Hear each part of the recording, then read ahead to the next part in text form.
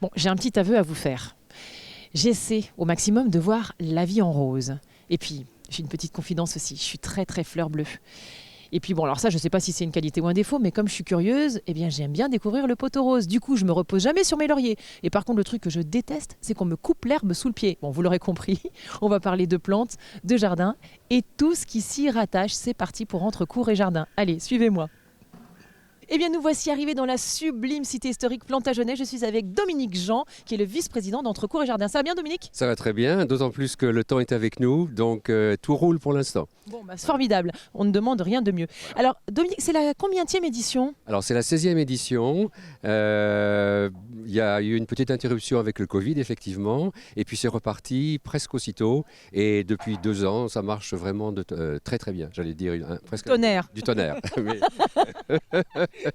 Alors c'est formidable, juste pour resituer un petit peu pour les téléspectateurs et téléspectatrices qui ne connaîtraient pas, le principe d'Entre cours et jardin. Alors le principe d'Entre cours et jardin, c'est vraiment de mettre en lumière et en beauté un site historique absolument sublime, à savoir le Vieux-Mans, qui est vraiment d'une homogénéité et d'une richesse insoupçonnée, et on veut absolument le faire connaître au maximum. Donc il y a une publicité non seulement régionale, nationale, voire internationale, et pour faire ça, on invite évidemment beaucoup d'exposants à venir proposer des produits tout à fait originaux. Combien y en a-t-il, tiens, cette année? Alors cette année, on a à peu près 150 exposants qui viennent de la région ou de toute la France. Il y a des gens qui viennent depuis même la Dordogne, etc.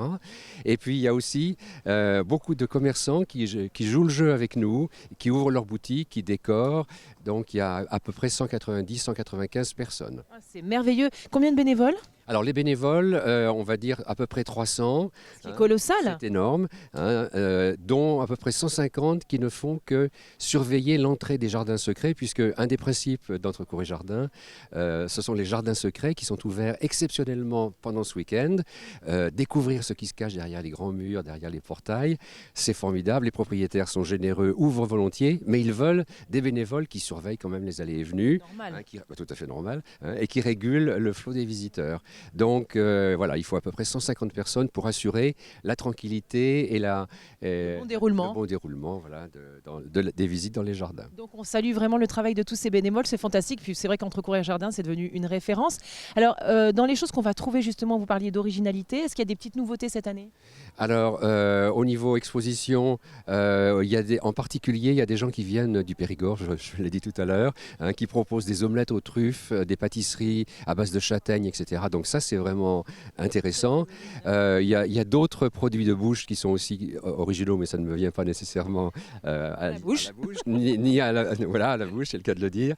Ce qui est vraiment très original également, ce sont toutes les activités qui sont proposées pour les tout jeunes, mais aussi pour les adultes. Il y a presque 40, écoutez de mémoire, une quarantaine d'ateliers qui sont proposés pour découvrir un certain nombre de pratiques qui vont permettre d'utiliser un très beau jardin. D'avoir un beau jardin, mais aussi d'utiliser des produits non toxiques, des produits naturels.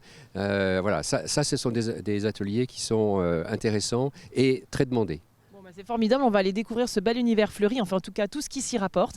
Merci beaucoup Dominique, je vous laisse parce que je sais que vous êtes très très occupé, donc je vous embête pas plus longtemps, nous on va faire notre petit tour. Très bien. Merci. Merci beaucoup à vous. Eh bien donc je suis devant un stand formidable qui m'a interpellé parce qu'il y a marqué jardiner à l'anglaise. Bonjour, quel est votre petit nom à vous? Alors je m'appelle Didier. Il vient d'où Didier? Je viens d'Évreux. Ah c'est bien. Voilà. Ça en Normandie, c'est dans le 27, c'est à 2 heures de route du Mans. C'est à côté quoi. C'est juste à côté, exactement. Donc c'est la première fois que je viens au Mans et que je découvre cette belle ville médiévale là. Ça vous plaît? C'est magnifique. Ce matin je suis venu un peu plus tôt pour découvrir parce que j'ai pas eu l'occasion depuis que je suis arrivé de visiter la vieille ville. Donc je suis venu ce matin très tôt et j'ai visité, je me suis promené dans les petites rues pour reprendre un petit peu l'atmosphère de la ville avant que ce soit le rush de la cohue, de la fête des entre cours et jardin. Voilà, oui. Alors pourquoi jardiner à l'anglaise? Alors pourquoi jardiner à l'anglaise? En fait, tous les outils que je vends sur mon stand sont des outils qui viennent d'Angleterre. Pourquoi? Alors c'est une reconversion professionnelle. J'ai fait une longue partie de ma carrière dans la grande distribution. Un jour j'en ai eu assez. Et dans une première vie, j'avais vécu en Angleterre, donc je voulais retrouver dans ma nouvelle activité un lien avec l'Angleterre. Et donc j'ai décidé de contacter des fournisseurs anglais.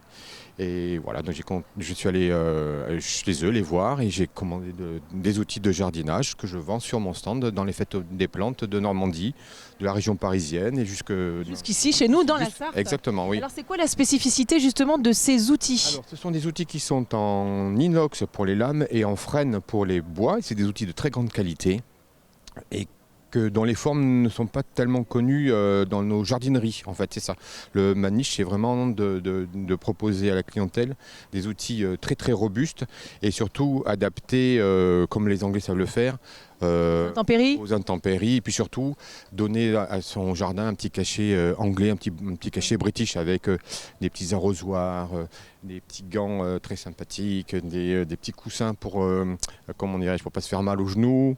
Ça c'est génial parce que c'est vrai que le jardiner, souvent on est accroupi ou effectivement à genoux et ça fait mal au dos. Ça fait mal au dos, ça fait mal aux genoux, ça fait mal aux mains. Donc je propose aussi des gants et puis des outils un petit peu insolites comme le tire-racine. Là, tout le monde me demande à quoi il sert. Donc, ça ressemble plutôt à un truc pour embrocher, non? Alors on dirait un truc un instrument de torture en fait, mais voilà, c'est simplement un truc pour déraciner les pissenlits. Donc on rentre la pointe dans la racine du pissenlit et on se sert de l'arrondi pour faire levier sur le sol. Et voilà, c'est un outil très très pratique. Et voilà, ce genre d'outil, très astucieux, on en voit très peu dans nos jardineries. Mais j'en avais jamais vu, je pensais que c'était un outil de rôtisserie, je vous dis. Voilà. Je fais pas les articles de barbecue, pas encore, non. Mais ça ne serait tardé. Voilà. Okay. Et ça, alors ça c'est quoi? Ça c'est un dresse bordure, c'est simplement lorsque vous avez votre gazon...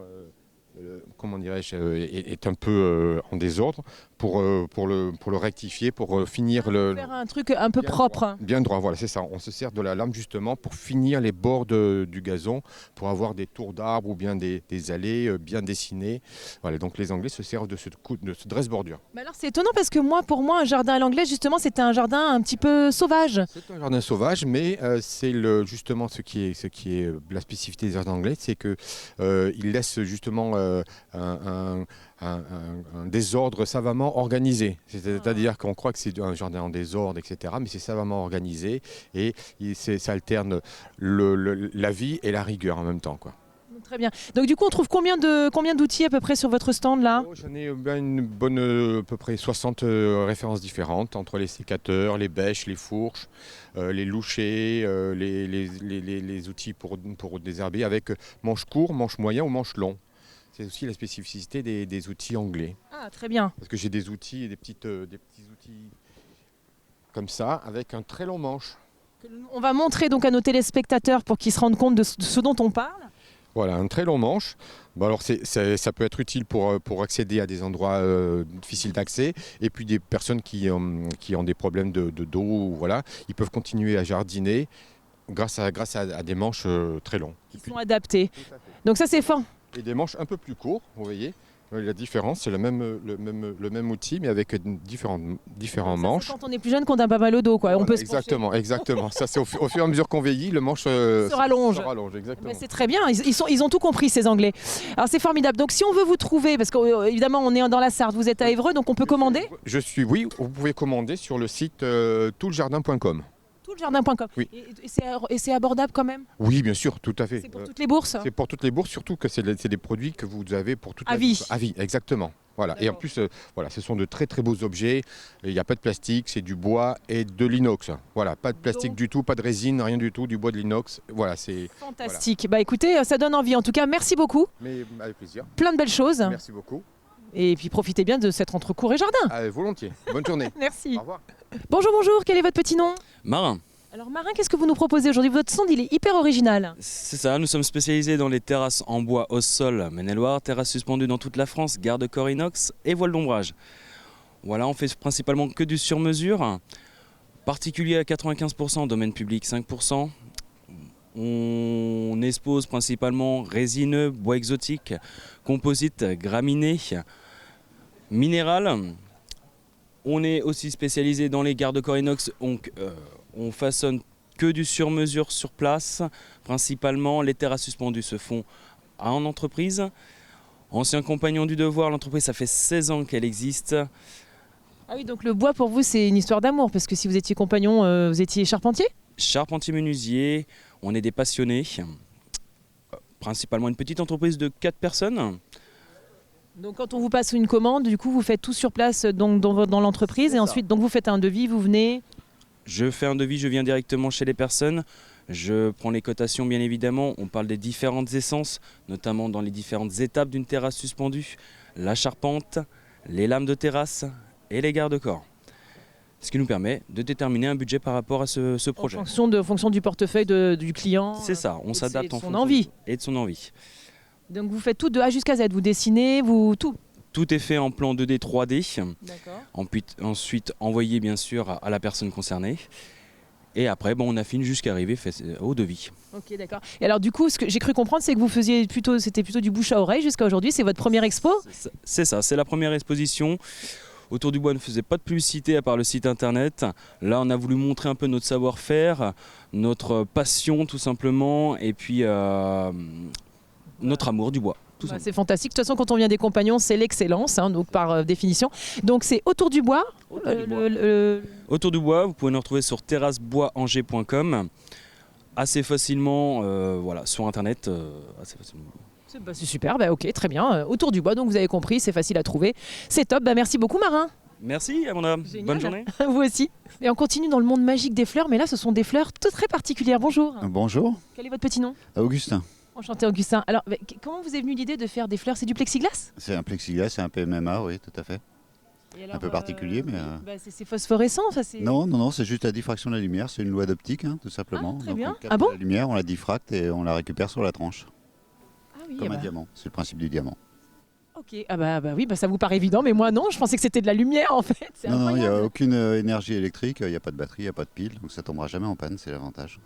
Mais c'est merveilleux pour orner les jardins, surtout quand le temps est un petit peu morne. Exactement, le plus joli c'est quand il pleut. Parce que les gouttes aussi prennent la diffraction, donc on a l'impression d'avoir un effet si c'est sur du jaune, on a l'impression d'avoir des gouttes d'or qui sont tombées sur le matériau. Ah, c'est fantastique, on dirait presque un tableau. Et alors du coup, on vous trouve où si on veut acheter ces jolies choses? Alors c'est un produit allemand, mais je suis dans la Drôme, donc ça fait quelques kilomètres quand C'est même. pas grave, on peut commander. Oui, tout à fait, sur internet, il n'y a pas de souci. Alors c'est quoi le nom de la marque? Cazador del Sol, donc c'est un nom espagnol pour une société allemande. Mais C'est improbable votre truc. Pour des fleurs phosphorescentes qui ne marchent pas à l'électricité. Exactement, en fait c'est Elon Musk qui me les ramène de Mars. Hein. C'est vous, je vous ai reconnu, vous venez de Mars. Fantastique. Bah, écoutez, merci beaucoup. Merci bien. C'est fantastique. Je vais vous quitter déjà parce que nous, on s'en va faire un autre reportage à Vouvray-sur-Loire. Attendez, très bien. Pardon. À Vouvray-sur-Loire, vous connaissez? Ah oui, un peu. Oui, Ah oui, oui. bien Voilà. sûr. Oui. Ben, on y va, nous. Entendu. Merci. Bonne journée à vous, au revoir.